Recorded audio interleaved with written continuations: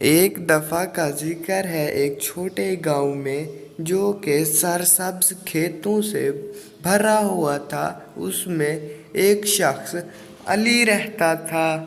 علی اپنے اعتماد اور ایمانداری کی وجہ سے پورے گاؤں میں جانا جاتا تھا۔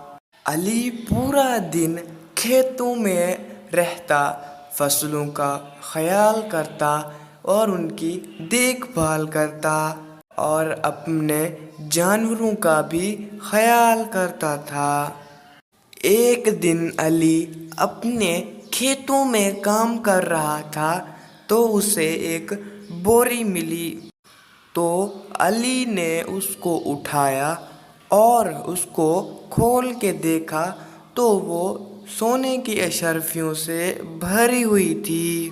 اس کا دل خوشی سے بھر گیا، لیکن اس کے ضمیر نے اسے اس کی ایمانداری کی یاد دہانی کرائی۔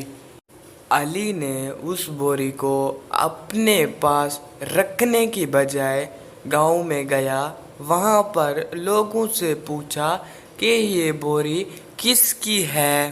جوں ہی خبر پھیلی تو ایک امیر تاجر علی کے پاس آیا اور اسے کہتا ہے کہ یہ بوری تو میری ہے۔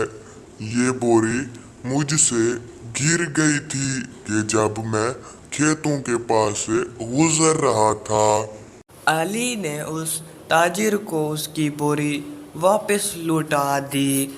تو وہ تاجر علی کا بہت بہت شکریہ ادا کرتا ہے۔ علی کی ایمانداری اور شرافت پر لوگ بہت ہی زیادہ حیران ہوئے۔